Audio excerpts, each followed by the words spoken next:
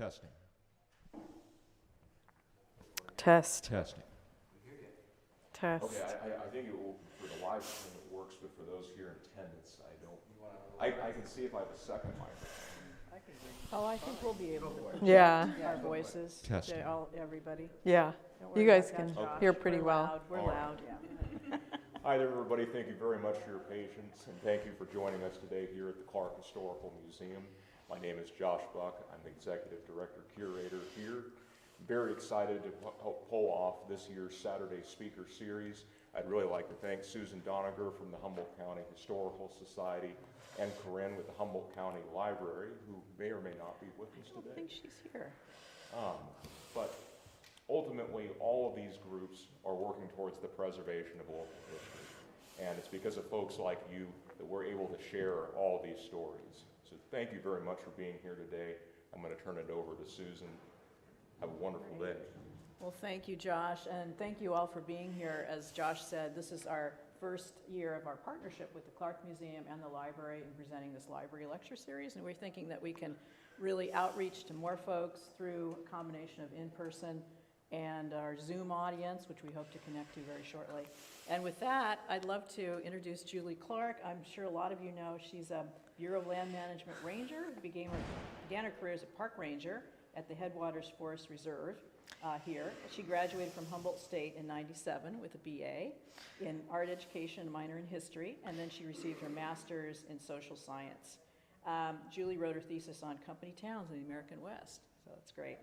Julie is a real outstanding historian and presenter, and I hope that, oh, I hear myself. She's written her first book on Falk, and then her latest book on lighthouse history, and I think she'll have some books for sale, and we also have them here at the Clarke and at the Historical Society if you care to purchase. And please, with that, give Julie a big hand, a big welcome. Thank you, Julie. All right.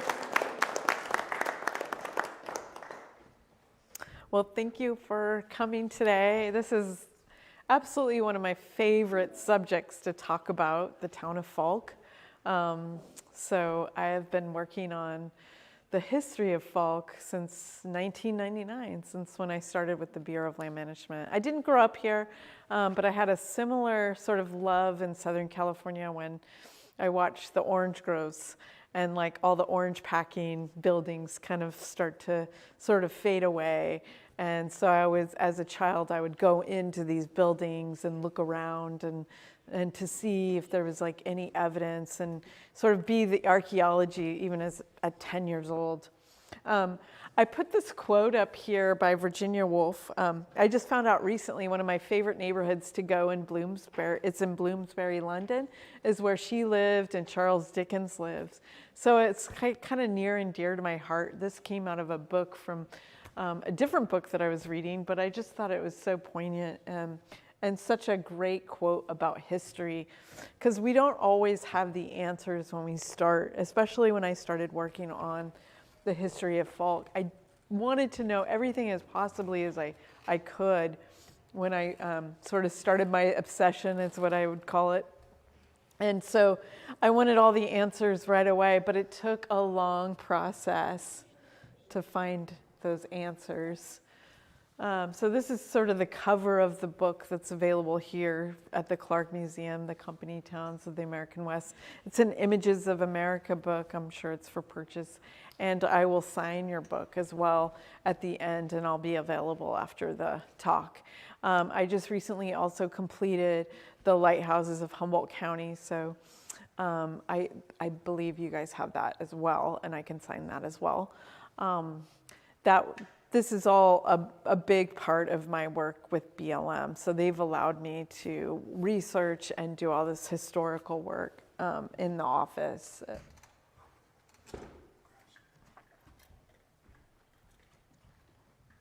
So I'm going to kind of break my talk into 3 different ways. I'm going to talk kind of about the background and the history and how Elk River Mill and Lumber Company came to be.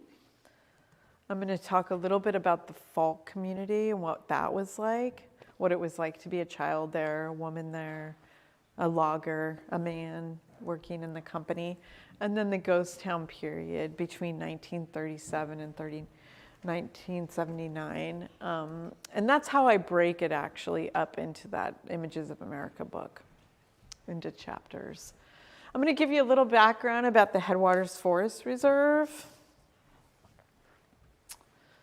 So in March 1st, 1999, Headwaters became public land. It was a long story of how that came to be. There's 2,000 acres of old-growth forest in the reserve. This is a photo of the end of the Elk River Trail. So you have to hike 10 miles to see this part of the trail in the old growth. So there's 1 to 2,000-year-old trees up there. On the map, you'll see on the right sort of the outline of how you get there. So you would follow Elk River Road to the end. There's a parking lot, and that's how you can access the Headwaters Forest. You can also go Newburgh Road during the summer, and you could request a hike through our website or by calling our phone number at the BLM. A lot of people wanted to purchase the Headwaters and wanted that saved. There was a lot of activism that was going on for about 2 decades. So if you're ever interested in that whole story, there's a book by David Harris called The Last Stand. And basically, most of the reserve was owned by Pacific Lumber for many years, since the 1800s, a family-owned business by the Murphy family. And in 1986, Charles Hurwitz, he was a sort of I call him a tycoon. He called Pacific Lumber and said, "I own your company." So he did a hostile takeover. And he did that with junk bonds. And so he wanted to sort of get all his money back, so he started liquidating these old-growth forests. And the environmental activists took him to court, took the company to court because they were breaking environmental laws. And it was 20 years of, if you were ever around in the 90s or 80s, you would definitely remember that time, Save Headwaters Forest. And so they couldn't really get the government to buy, these 7,000 acres just by the old-growth redwoods. It was the habitat that was provided for the watershed. So coho salmon, which are spawning right as we speak at Elk River. So if you haven't been out there in a little while and want to see salmon spawning, it's a really good time. It's sort of the tail end.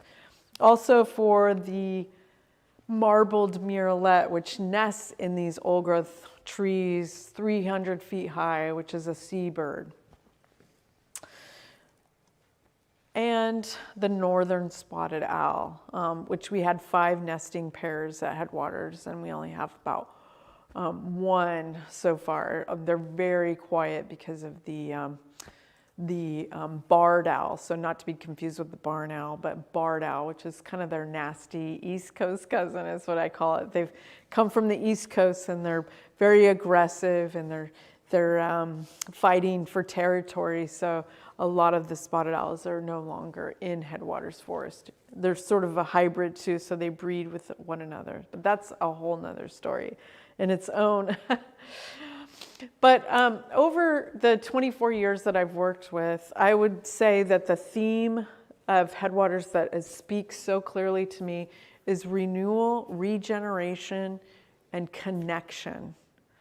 So right now, I took that photo of a spawning salmon the other day. It's laying in Elk River, has expended all its energy, it's spawned, and now it's time to die. The salmon contributes to that forest health.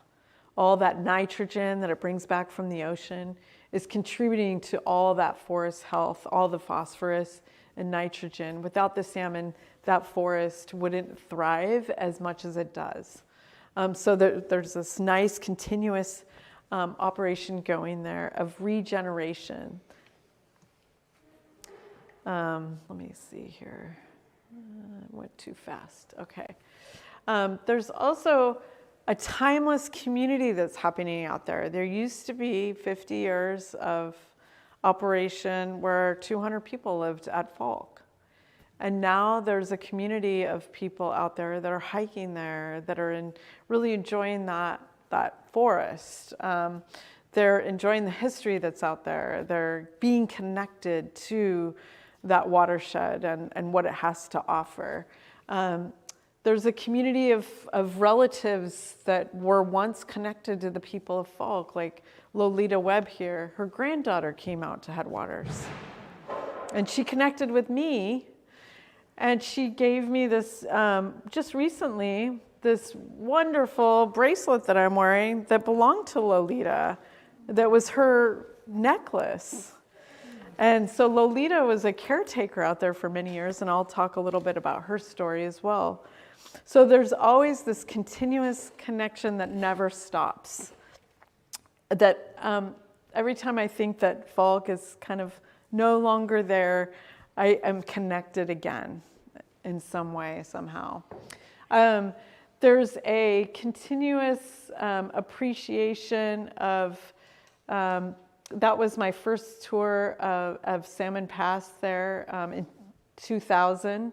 That was, the man I'm hugging there is Riggs Johnston. You might have known the Boy Scout camp is named Camp Riggs. He was the forester out at Headwaters when it was Falk from 1954 until the 1970s. So a lot of the trees that are planted along the trail there were from his work out there and working with the Boy Scouts as well. And then we had relatives of some of the children that grew up out at Falk, that Dorothy Fleckenstein and her sons, before she passed, would take her out there. So a lot of connections that were brought into my work walking out there.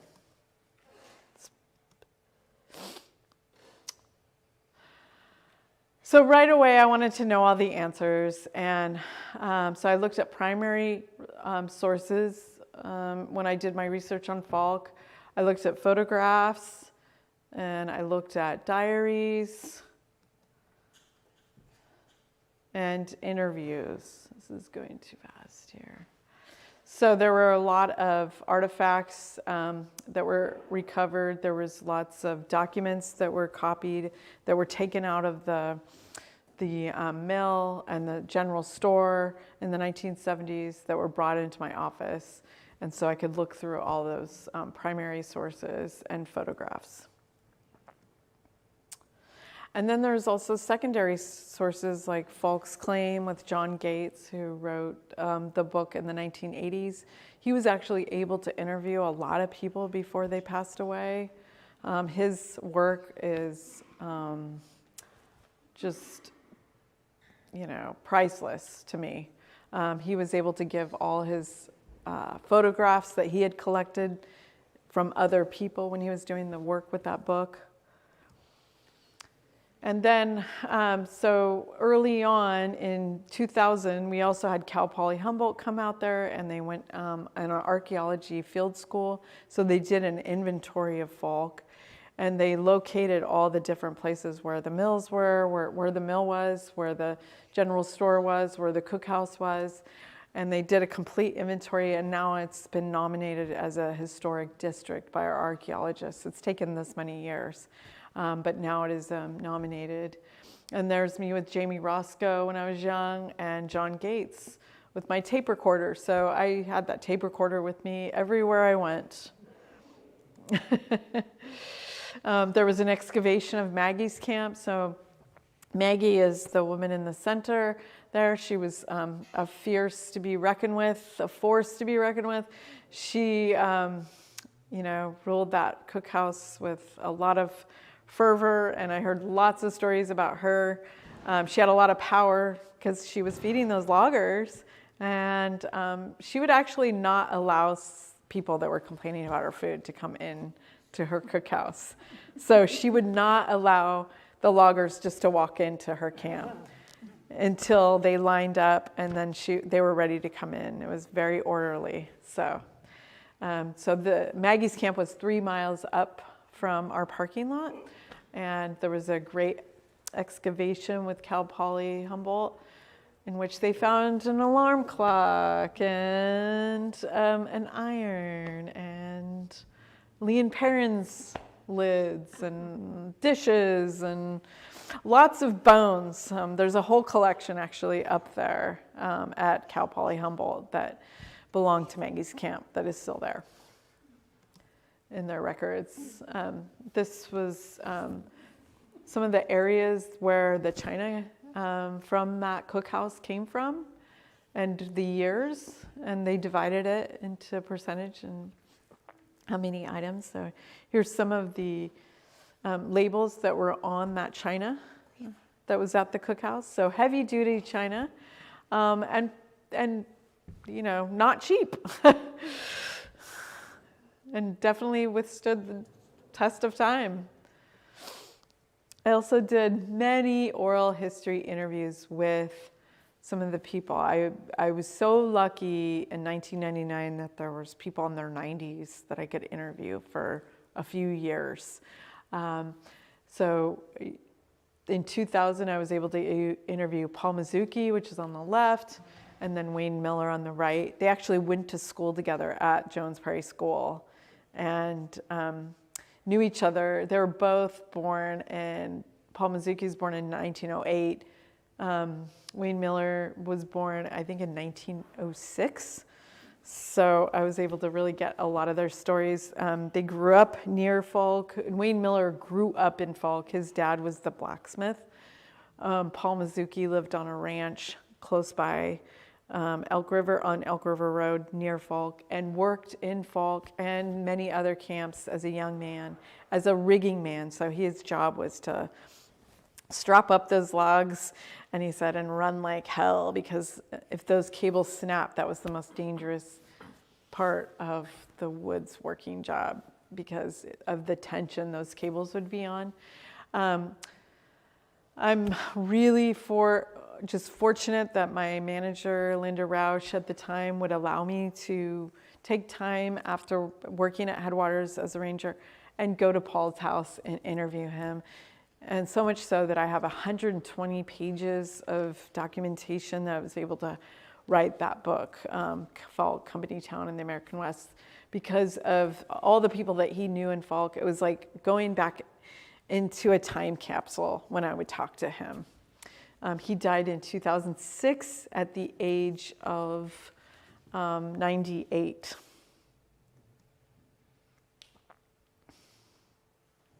And there's he and I and his wife. And so we formed quite the friendship.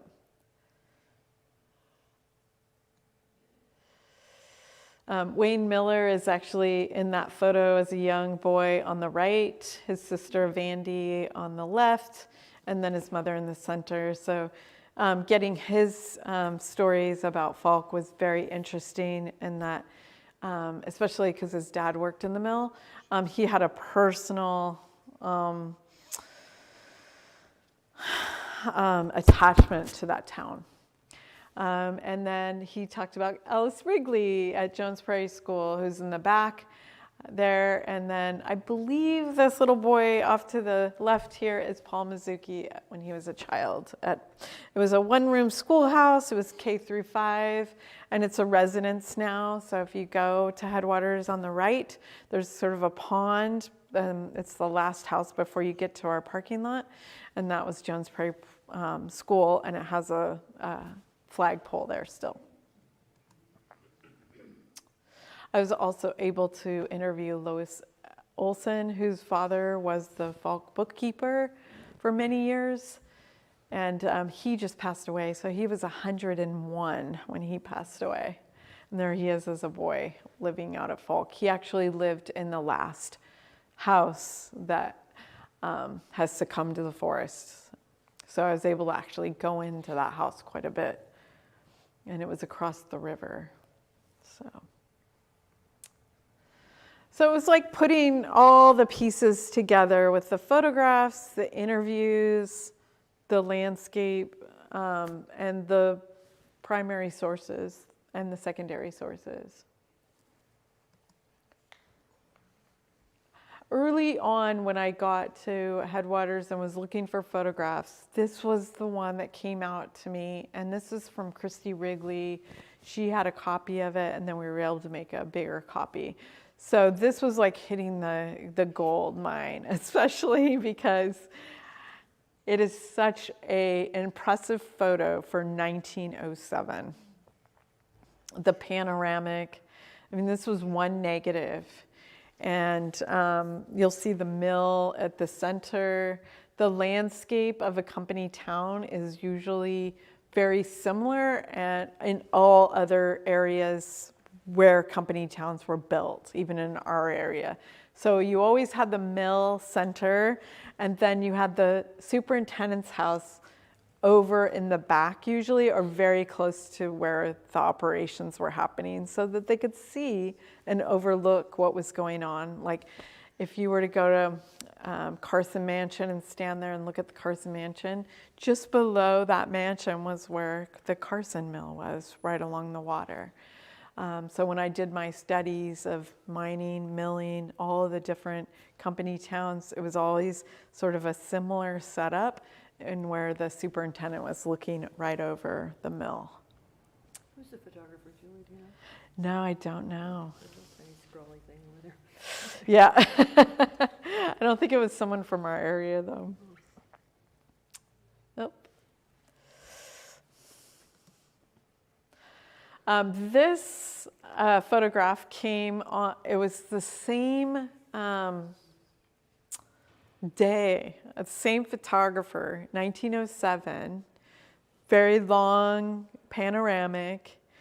And I found this out of the Peter Palmquist collection, which is, he gave all his collection to Yale University, but it's online through Humboldt State. When I was doing the Falk book, I came across this one, and it almost brought tears to my eyes, because here it was almost 20 years later from when I first got the original panoramic photo. And now I've got this other view where the photographer is. And I know exactly where that is because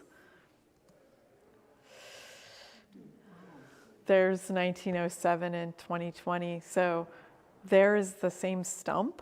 And yeah. I was able to compare that bend in the road. Yep. No forest there. Yeah, exactly. So the forest really obscures everything. So when you find, I can see something recognizable, like the bend in the road, and then the same stump, I went out there and then compared. And I was like, okay.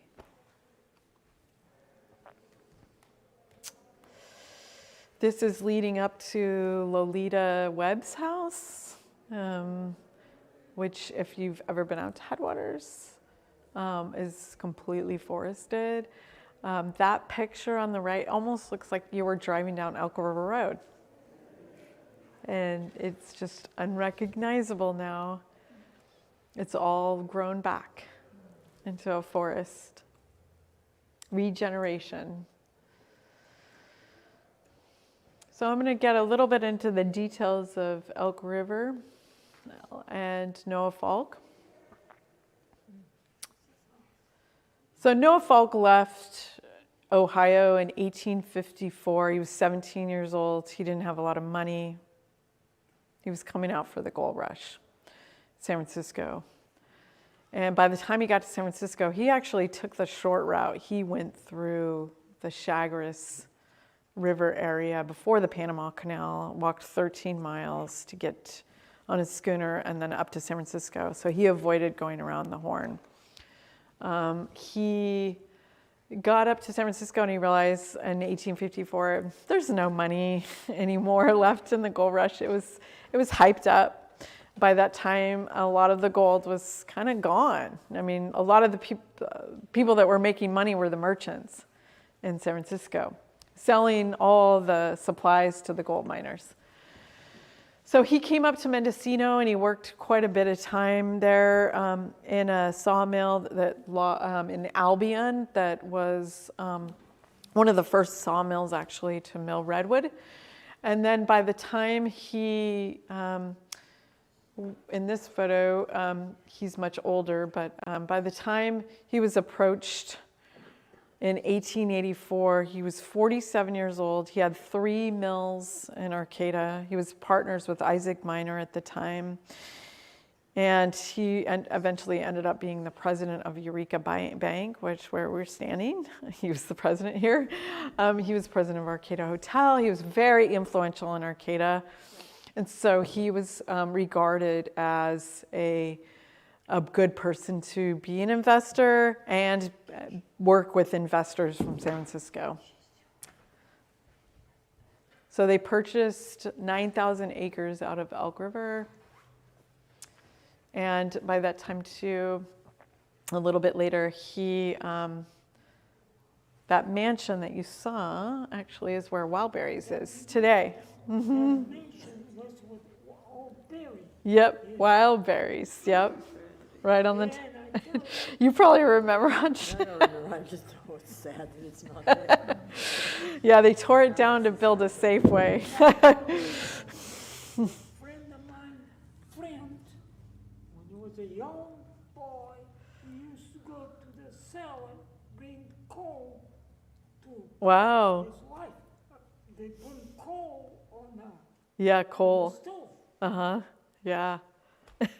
So you have a personal connection. I think he's actually standing in front of the bank there, the Eureka Bank. Yeah, he's standing in front of Tin Can Mailman. Oh, is he? Okay. That's in the background. Oh, you're right. I never noticed that. Yeah. Awesome. Okay, so this was his view standing up on top of the mansion. I don't know if the photographer's there or if he's there, but that's the view in 1903 from his house. That's what Wildberry says. Mm-hmm. And that's like if you were at Wildberries looking out towards the bottoms, that would be your view of Arcata. So he and Isaac Miner had the Dolly Varden Mill, which is where the Jolly Giant Commons is, the dorm. So they were partners there. And there was a big story at the Miner Theater. They don't really show it anymore, but I always thought that was really interesting. So they were sort of in competition, him and Isaac Miner. And Isaac Miner was like, how am I going to keep my name going in Arcata? And they said, open a movie theater. And so, and so sure enough, everybody knows the Miner Theaters. And it's still going. So in 1884, they built the Elk River Mill and Lumber Company.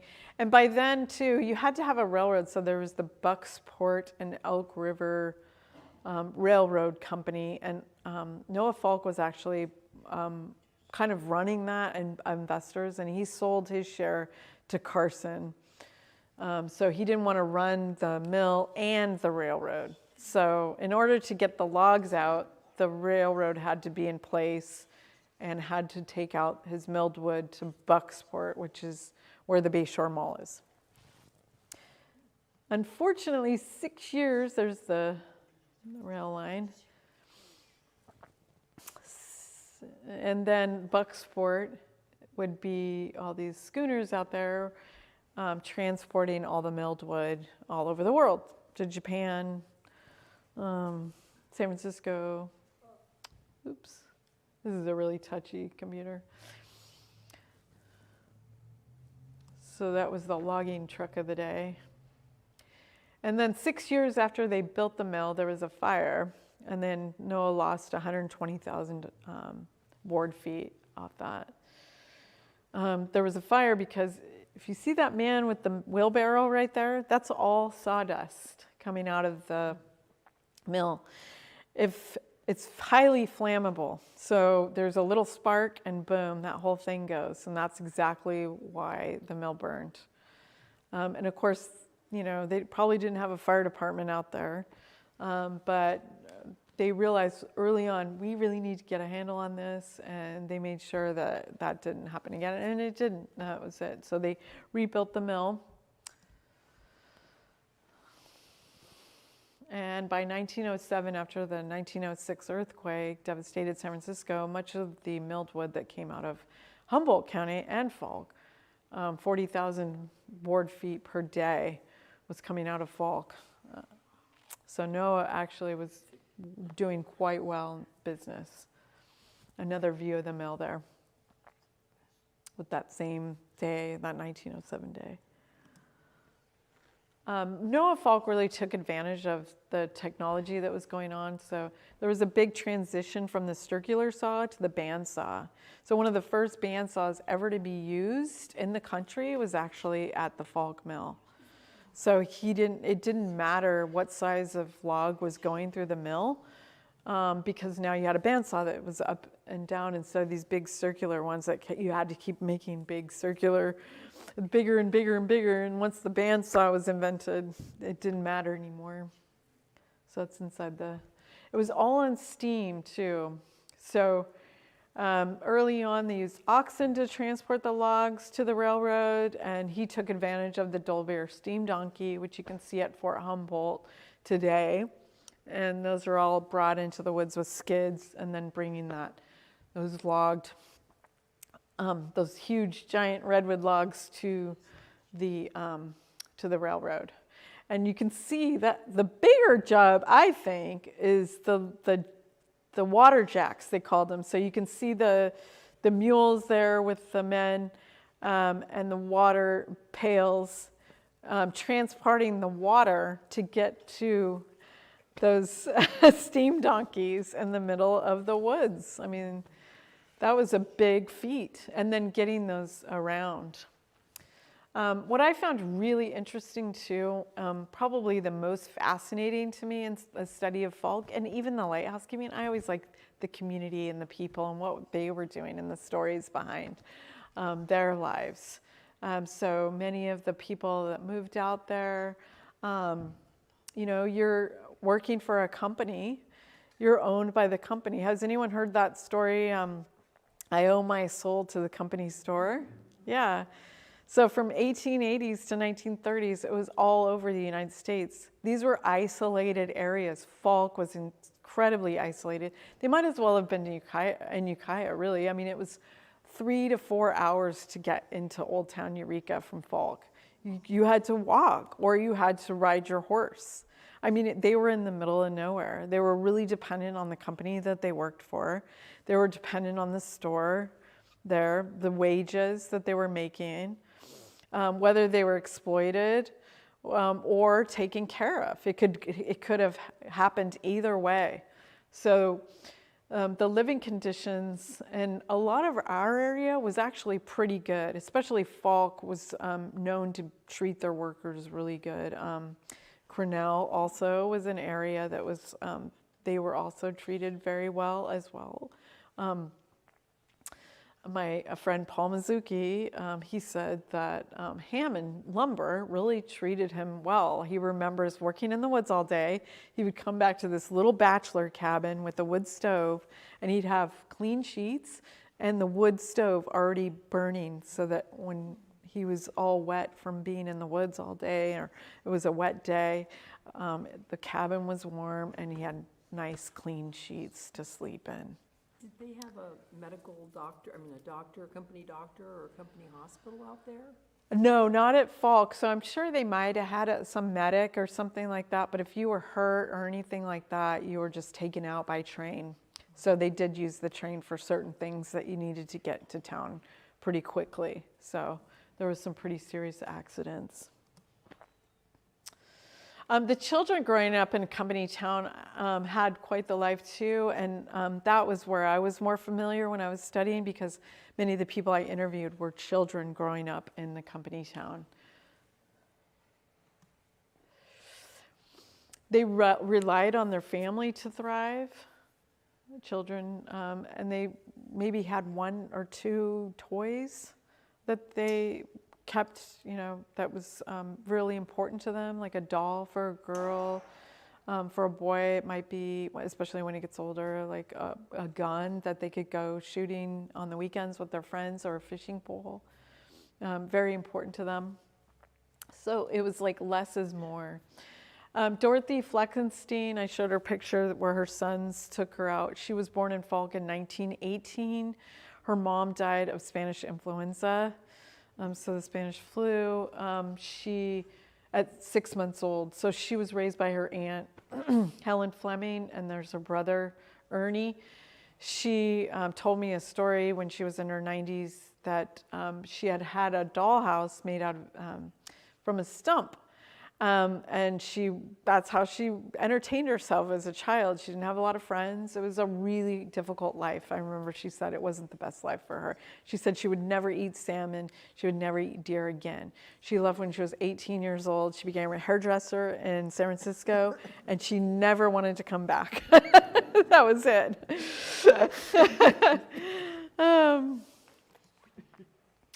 Years later, after I interviewed her, one of our docents was off trail, and he found on the right a doll head.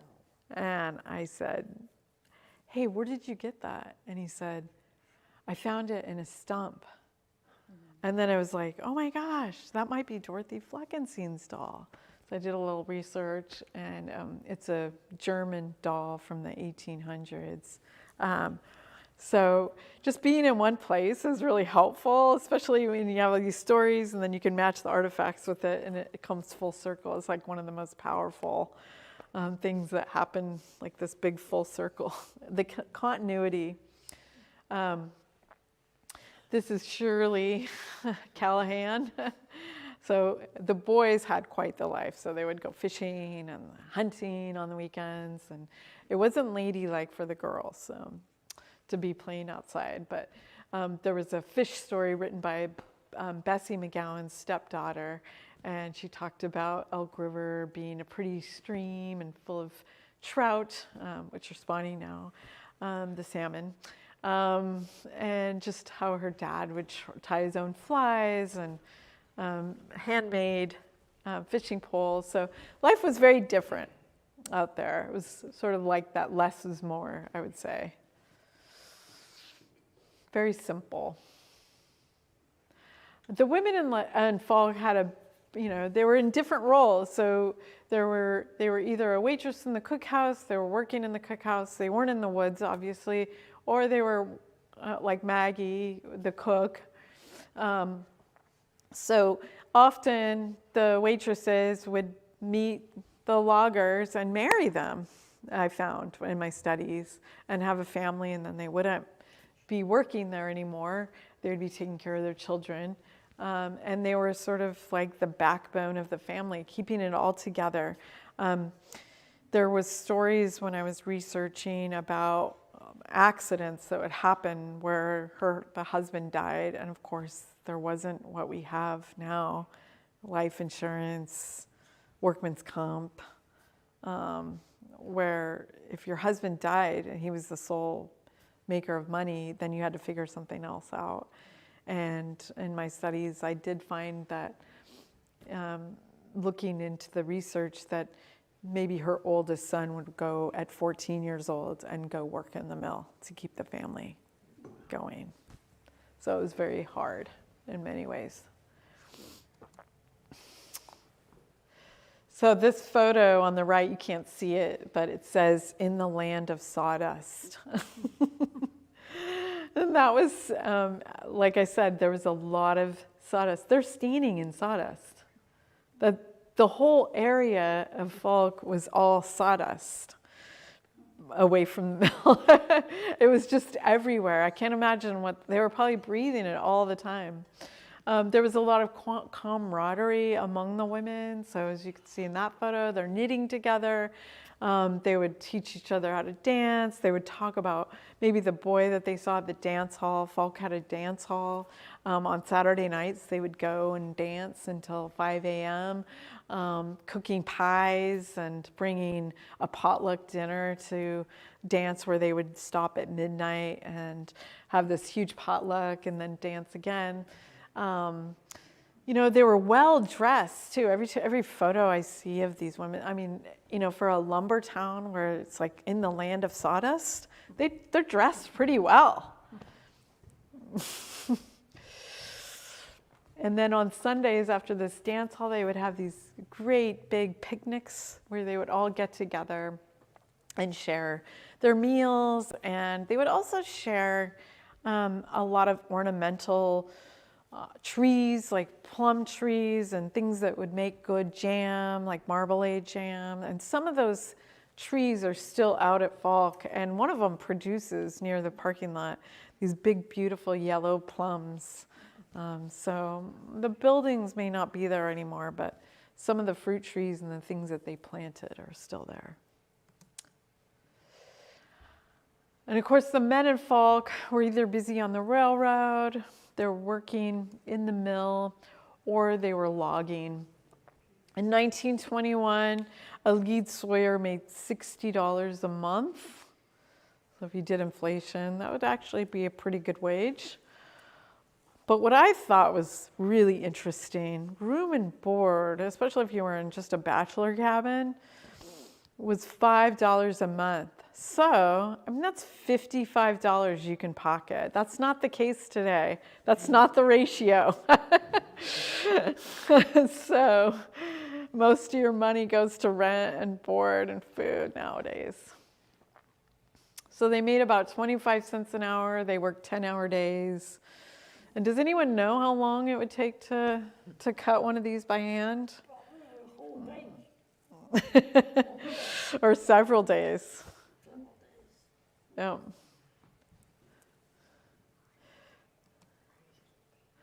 This is what a typical bachelor cabin would have looked like. Just a desk and a bed and a chair. Very simple. The bachelors at Falk doing their own laundry with washboards, probably on Sunday, hanging their laundry.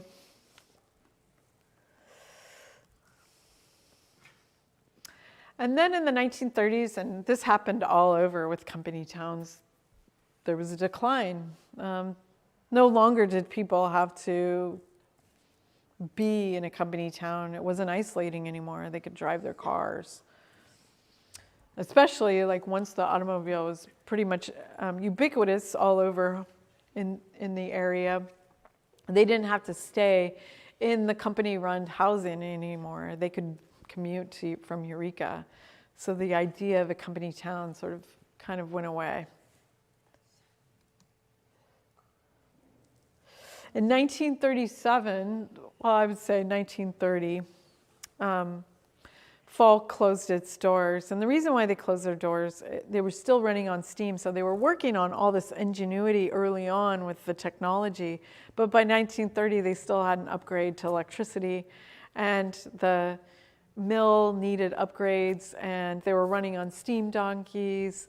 And so they applied for $1 million loan, which is about $230 million today. And they got new tractors and everything, and they got the mill running again for 1 year, and then it wasn't enough to pay the workers. Coupled that with the Depression at the time, and so they shut the doors in 1937 for good. So all the buildings became abandoned, and the mill shut down, and everyone left, except for a few people, and Garibaldi was one of the last Falk residents. They called him Garibaldi because Italian for general. But he had worked in the woods as a young man, or I think in his 40s, actually. He was a sawyer at 47, as I saw in the census. And he lived in this shed. And the story was that he had saved all his money in a Swiss bank account, or a bank in Italy. And after the war, after World War II, something happened to that, and then it completely took all of his savings. So he had nowhere to go, and Falk allowed, or the company that owned the area of Falk, the lumber company, let him stay on in one of the buildings in this cabin. So he was the last official resident of that near the mill in 1961. And there is his, if you want to see like where it was in relation to the mill, is like way back in the back there. So a lot of people may have remembered in this room going out to Falk in the 1950s and 60s looking for bottles, maybe not as a child, or just knowing that it was out there. It was very intriguing to people to go into these old buildings and look around. It would have been for me, but it was private property, and the company didn't want people going into these buildings because it was a liability. People were going into the mill or into two-story homes and falling through the second story. There was just too much of a liability of people getting hurt. And what they would see when they went into the mill is it was like time stood still, especially with the early on, like in the 1940s. There was still books in the bookshelves. There was a piano in one of the houses. It was like really, truly a ghost town. People would get sort of they said the hair would raise on the back of their necks, you know, it was just kind of an eerie feeling. The bandsaws were left in the mill, a lot of the tools was there. When we did a culvert recently, we pulled up a lot of those bandsaws that were still there. A lot of Falk is still under the surface, really, but it's protected by the Antiquities Act, so it's very... it's a felony that if you went digging, but we did find those. This is what the building started to look like in 1970s. So the course of the windows were broken out. And Charlie Webb and Lolita Webb were there from 1950s and 60s, keeping people out of this ghost town. And they were hired to do that. And recently I talked to Eric Hollenbach of Blue Ox Mill, and I said, "Did you ever go out to Falk?" And he said, "Yeah, when I was a kid. When I was in high school, we would take this road and we'd go way, way, way, way." And I kind of know which road he's talking about. I would go way, way, way, and he goes, and he'd always find us. Charlie would always find you. He's like he had eyes in the back of his head. So everybody knew about him. He had a shotgun full of rock salt. Riggs, who I'm hugging there, he was there from 1954 to the 1970s, and he was heartbroken, he said, because he just saw the ghost town sort of be dwindled by looters and people going out there and grabbing things and taking it. And so he was very protective of that, and it was heartbreaking for him to see that. He really expressed that to me. But now there's new caretakers. Did they have a cemetery there?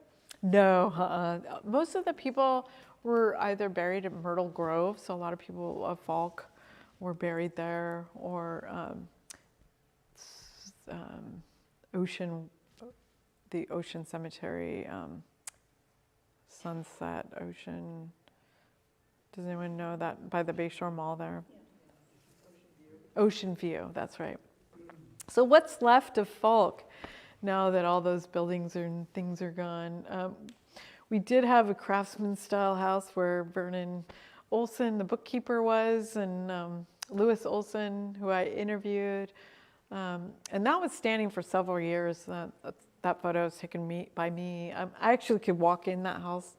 But in 2013, a tree fell through it, and that's what you see out there now. It's on the other side of the trail. So we actually have a new trail that's sort of near there. At Headwaters, it's only open seasonally from June to November. But that was the last house that was there. It was really interesting to find that house, and because we were just standing there in 2000 looking across the river, and somebody goes, "There's a house over there," and I was like, "I'll go check it out."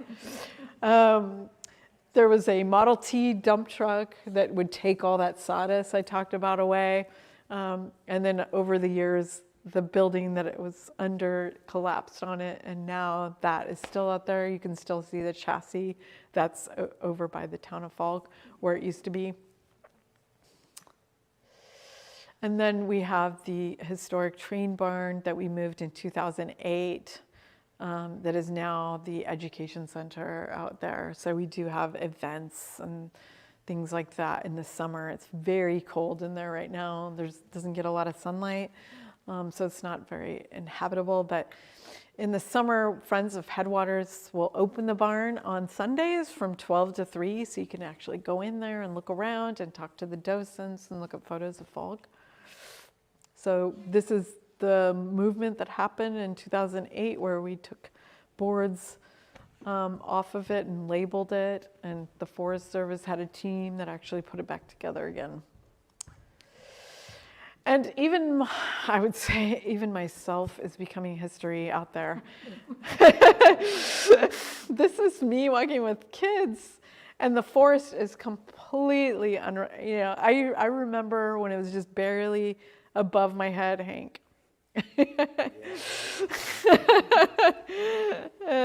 This is one of my first field trips out there. So now it's this new community of people this is our forestry College of the Redwoods class that was just out there. And so now that dead salmon in the river that I opened up this slideshow is making much sense to me, because I see this whole circular connection and endless, timeless sense of headwaters out there that's all connected to the watershed, to the people that were once there, and now this new community that's visiting out there today. So now it's a new era of people and community that can appreciate it. There we are on the bottom doing Halloween at Headwaters, which was an event where we play the folk actors and we come out and tell you the story. And we have people that can bike out there for the first 3 miles and enjoy the area in a different way. Thomas Dunklin took this photo not too long ago, because when we were out at Falk originally, we could see that whole ridge line of Falk, but now it is completely grown in. So I asked Thomas Dunklin, he was doing a drone video footage. I said, can you go up a little higher and show me that ridge line? And so he took a picture of it, and that is what is out there now. So you can see really good when they're just right next to each other, that ridge line and what it is today. And there we have a recent picture by Dean Thomas of the spawning salmon out there. My photo credits and thank you to the Clarke Museum and the Humboldt County Historical Society, where I got a lot of the photos as well. The Humboldt Room, the Eureka Library, of course, and the Humboldt State University. The Callahan family gave me a lot of those photos. John Humboldt Gates, the Bureau of Land Management, Paul Mizuki, and Wayne Miller. And that's it.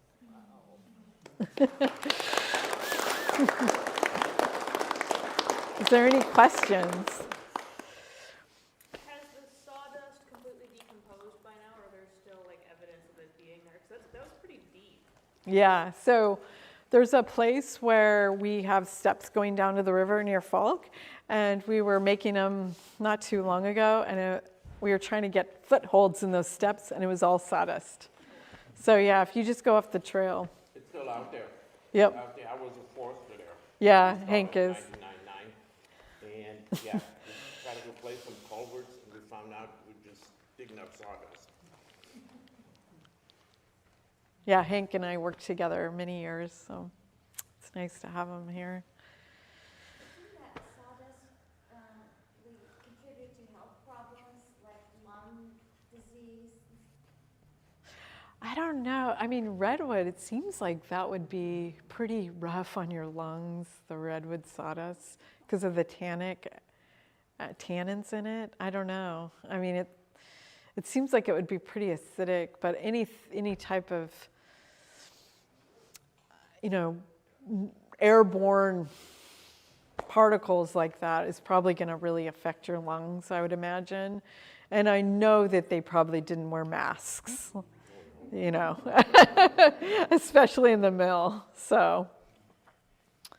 Yeah, demographically, where did many of these people who live in Falk come from? You mentioned Noah Falk was from Ohio, and also were indigenous peoples around the regions like Wiots and Yurok coming around to work there too?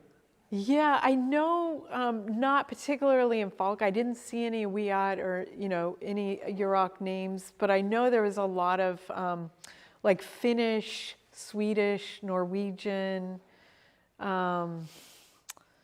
There was a lot of Italians like Paul Mazzucchi. Yeah, as far as that goes. But definitely, like, continuous today, that is an important part of the Wiat territory. I would say that. Yeah, there's also a lot of evidence of archaeological. There was something that was done in Headwaters survey where they found mortar and pestle on the ridge line. So there's definite presence there, but no, I don't think there was in the logging town itself. But yes, very important to Headwaters. When the West read about Maggie, one time, Walker went in her kitchen, she grabbed a meat cleaver, and she chased him out with a meat cleaver. Yep. So there's a story, if you ever read in the Falk book, of Maggie. She was working on a Sunday making pies or, getting ready. And this man walked in that she didn't know. And he was an investor from San Francisco. And he happened to walk in on her. And she was getting a pot of, food going for the dinner. And, she didn't recognize him. So she grabbed a meat cleaver and she ran after him. And she chased after him. She's like, no one met. Oh, the reason why she did that wasn't because he walked in. He was smelling what was in her pot that she was making. So he kind of helped himself, and she did not like that. Like I said, you couldn't just walk in as a logger. She would also bribe the kids with cookies and candy. Paul would tell me this story, and she would say, go find out who's complaining about my food. Oh, my. Yeah, exactly. Yeah, so she went through 3 husbands, and someone said, well, she must have been a bear to live with. I said, I don't think she had much tolerance for people that treated her poorly. So every now and then I will go up to her. She was born in November 4, I want to say 5th. Yeah, November 5th is her birthday. And so I will go up to the Ocean View Cemetery, and I know exactly where her grave is. Unfortunately, her son is buried next to her. He died when he was 14. So he was in the photograph with her. He was the little boy. He had a hunting accident. Show me another thing. I know the story about the little Falk ancient North County logging in Turkey. Association Henry Sorensen and a couple other guys dug that thing out of the ground. Yeah. It's just metal. And Louis was a member, built the cab, Uh-huh. and they fixed it. They run it at the Fort Hall. Yep. The Falk #1. That's a good point. So the Falk #1 is the gypsy. It was like kind of the workhorse of the. It would get all those logs out. I got this book. It's at Fort Humboldt. I got John Cape's book. Oh, good. The first one, the one burned, but I got the. Oh, the good. first one. All And right. when they cut the ribbon on the fall, John was talking and somebody blew the whistle on the donkey. And John said, I feel like it's somebody right now. Wow. That's a story. I know about this because I belong to that. Yeah, he's a Falk fan. Tony. So glad to meet him. That's pretty fascinating. I really appreciate this, and I'm glad that I'm old enough to remember the redwood sidewalks. Oh. Yeah, because actually in that picture where no The road folks. was made by redwood too. Yeah, in Arcata, in that photo where that he had that view. Did you see the redwood? Yeah. So you remember that? I remember the sound. My stroller. Oh wow. Was that in Arcata or? Oh wow.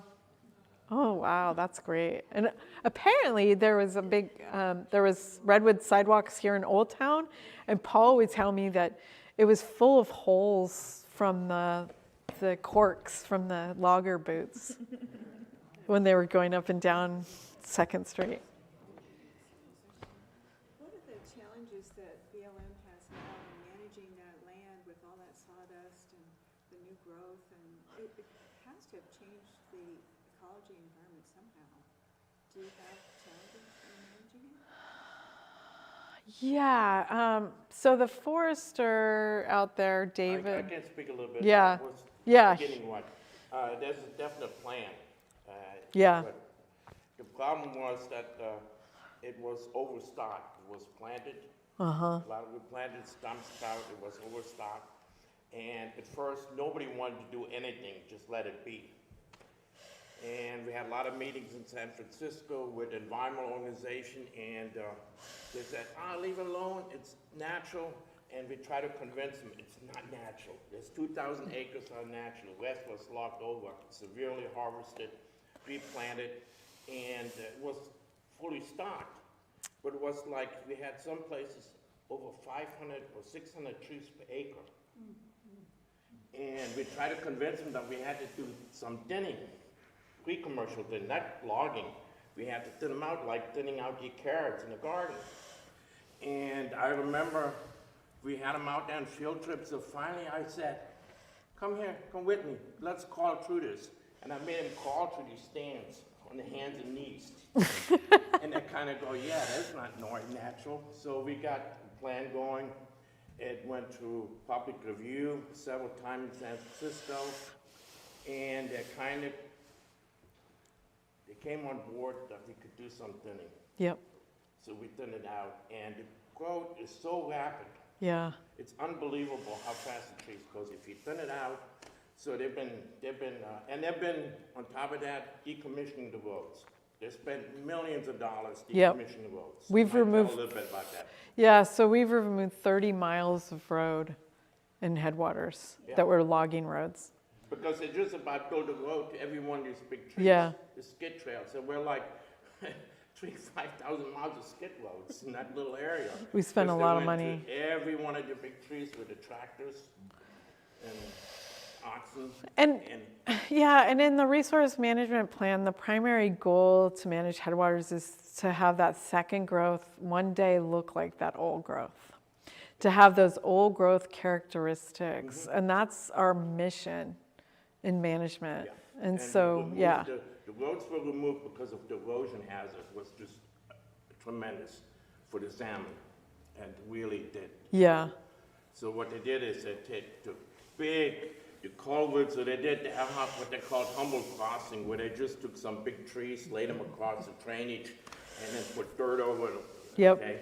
And we dug some out that were probably 50, 60 feet deep drainages and reconstructed the drainages. And, yeah, I was, I got the history, a little bit the logging history, and I got a little bit personal excitement about it because when I went to the timber wars as a forester, and I was a bad person.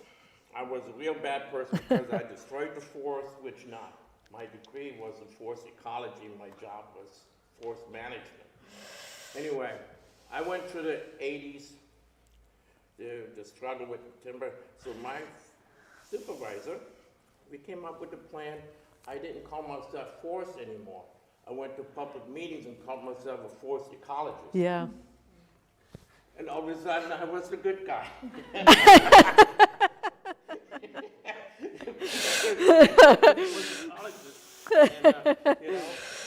the joke was always like I was a horizontal forester, now I was a vertical forester, and everything was fine. So just a name change, but that wasn't hard anywhere as a forester. But I remember when the struggle was who was going to get the land. The Forest Service couldn't get it. Yeah, because he it knows. was not in the political boundary of a national where they could not acquire it. And nobody wanted the Forest Service to have it because they didn't trust the Forest Service. The national park, it was not allowed to become a park for the public because of different criteria. So our director of the BLM, state director, says, we take it because it fits our plan. And at that time, our field manager, Ms. Linda Rausch. Linda Rausch, she was very active. The community trusted her. And I had no idea. She comes up to me one day, she says, Hank, we need photos, aerial photos of the area tomorrow. I says, how do I get aerial photos? So I called a photographic. At that time we had aerial photos. We didn't have Google Earth yet. So I called a company in Eugene, and within 24 hours I had detailed photos of headwaters, aerial photos. And we started putting the mosaic together, and then I spent many times with, we spent some time with Senator Feinstein. She was instrumental in pushing it through.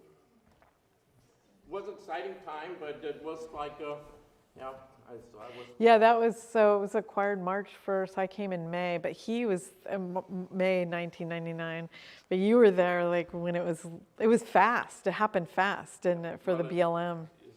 The negotiation took place till midnight. They had a certain time, they had to finish negotiation, and it got settled about 20 minutes before midnight. Senator Feinstein managed to get Herberts to get on board and get it sold. So it sounds like if it hadn't been for some historical aspect, a lot of this wouldn't have happened because it was a partnership of interest in, reclaiming the forest and preserving the history. I think to backtrack a little bit, what it was is that those people that know Herberts, he was a corporator. He did not recognize that if he took a company over that was, for example, made underwear or dishes, nobody would care if he raided the company. But he raided a company that had natural resources that people were attached to. Yeah. And when he liquidated the resources, people saw the evidence to go, this can't keep going. Yeah. And they immediately tried to stop it. And he kept saying, I'm going to log it. He started building a road right through the middle of it. And the environmental community got active and put a stop to it. It was environmental pressure that plus the fact that what he was going to do at that stop. And it was interesting, I don't know, if some of you want to leave, it's fine, but it was interesting because when I first started researching on Falk as the ranger, I think at first they were like, wait a second, aren't you supposed to be into the old growth? And I am, but I'm also really interested in the history. So I think the timber community at that time felt sort of disenfranchised by the whole headwaters. So here I was like, hey, can I have Falk tours? And Linda was really on board with that because, we work for the government. We want to reach everyone, not just the environmentalists and the people that are just into old growth. So this was a really inclusive study to talk about Falk. And so it was a good match for me and my career, and also for the BLM to really make it all this whole inclusiveness instead of just like, oh, there was a town there, they're all bad, Well, you saw the picture of what it looked like, what was it, 2019? Yeah, 2000, yeah. The growth rate is so fast there that I think in about another 50, 60 You're years, cold. 7 years, you start seeing the correctness. We say about 110 years, you will start seeing it's. I hope I'm here. Yeah. In some spirit. As a forester, I'm trained to look at what it looked like in the past. Yeah. As a forester, I'm trained as a forest ecologist. I need to know what it was used to be and what's going to be in the future. Yeah. Versus a lot of people just take a picture and they think that it's constant. It isn't. It's changing. Yeah, it's changing all the time. rapidly. Yeah. So I'm happy about it. It's going to. Yeah. It's great. We put a lot of effort into it, between thinning and decommissioning roads to get it on the way. Yep. It's now running itself, so it's awesome. Were there any efforts at all when it was still the mill and everything of any replanting? What was planted? Oh, they planted it heavily. In the 50s, 60s, they're planted. In fact, it was overstocked. It had too many trees paved. Okay, so it was the lumber company that did that. I was mistaken, I was thinking it was deal. No, We did some planting on all the decommissioned roads. We Yeah. planted. The decommissioned roads we went and planted, yeah. Well, thanks for everyone for coming and yeah. Amazing story. Good. Thank you, folks, for coming out, and thank you, Julie. Wonderful presentation. Yeah. I think a couple of you may have gotten charged on your